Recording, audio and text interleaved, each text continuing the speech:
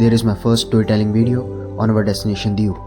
तो मेरे दिमाग में एक सवाल था कि मुझे सबसे ज़्यादा अच्छा या फिर फैसिनेट क्या करता है, पहाड़ या फिर बीच। तो ये सब एक्सपीरियंस करने के लिए और देखने के लिए हम निकल गए अपने होम टाउन से दीव की तरफ। अब आप कहीं भी जाते हो तो ऐसा तो नहीं होता कि आपने जो सोचा है, जो प्लान किया है उसी तरह हो। कभी कभार कुछ चीज़ें बिगड़ भी जाती हैं और हमारे साथ भी वैसा ही हुआ। जैसे ही हमारी ट्रेन स्टेशन पे पहुंची वैसे ही वहाँ पे बारिश शुरू हो चुकी थी।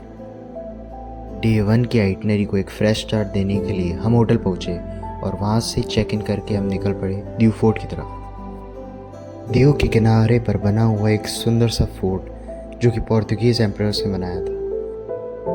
और जैसा कि हमें पता है कि किसी जगह की हिस्ट्री जानने के लिए बुक को नहीं, उस जगह को समझना पड़ता है। और इस दीव फोर्ट को पूरा एक्सप्लोर करने में हमें पूरे 2 घंटे लग गए और फिर हमें पता चला कि इसे पोर्तुगीज़ एम्परर्स ने बनाया था सी रूट को सिक्योर करने के लिए।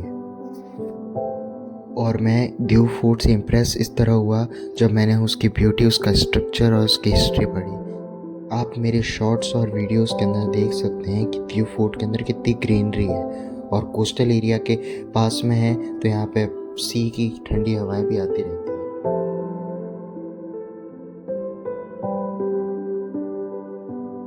और ये 2 वीडियो शॉर्ट्स हैं, this is what I call best. ये सबसे अच्छे शॉर्ट्स थे। This shows the perfection of nature and my skills.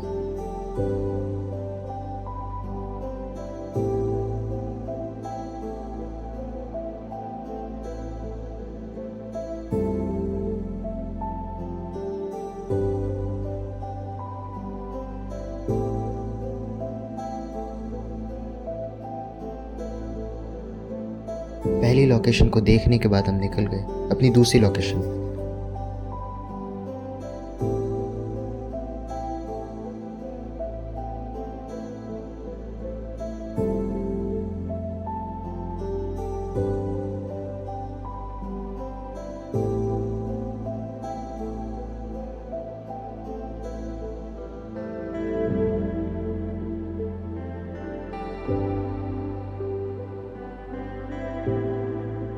की थी INS खुकरी मेमोरियल। ये दीव की सबसे शांत जगह में से एक है और स्पेशली ये मेरी भी फेवरेट जगह है। इस जगह को बहुत ही अच्छा मेंटेन किया है और इसके टॉप पे एक खुकरी वॉरशिप का एक मॉडल है जो कि बहुत ही अच्छा है। एक्चुअली इस मेमोरियल को हमारे इंडियन नेवी के सोल्जर्स जो कि 1971 इंडिया पाकिस्तान वॉर के अंदर शहीद हो गए थे, उनकी याद में बनाया।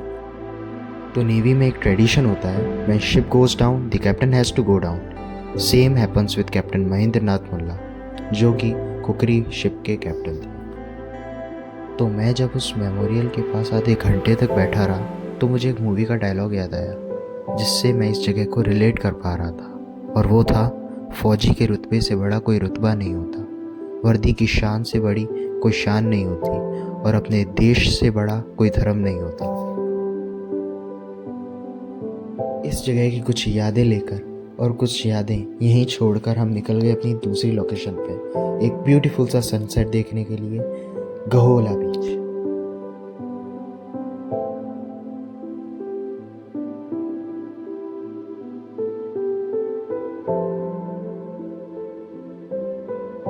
मौसम ठीक नहीं था, बादल अभी भी छाए हुए थे और ये हमारा बैड लक था कि हम सनसेट नहीं देख पाए। पर वहाँ पहुँचकर हमारी सारी निराशा दूर हो गई कि हम सनसेट नहीं। सुंदर सा बीच, खाली सा बीच, पूरी शांति थी और आवाज़ आ रही थी तो सिर्फ समुद्र। हमने अपना बहुत वक्त वहाँ बिताया।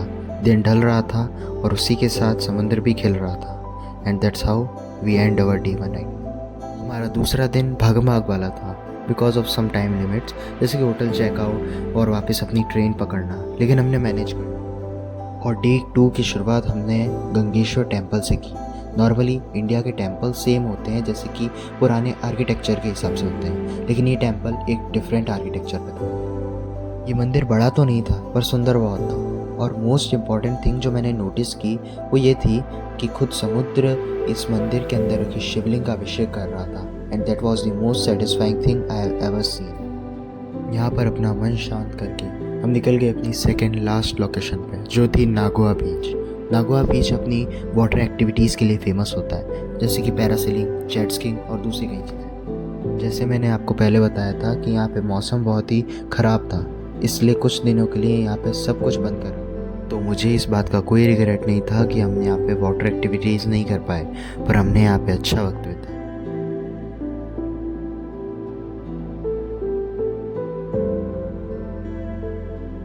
हमारी लास्ट लोकेशन थी क्यूकरी म्यूज़ियम। एक डीकमीशन नेवल शिप को म्यूज़ियम के रूप में बनाया था।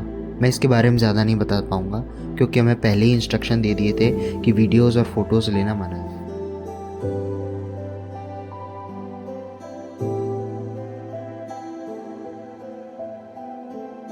जगह और वक्त एक साथ ख़त्म हो चुके थे, पर दिल और मन अभी भी खाली था।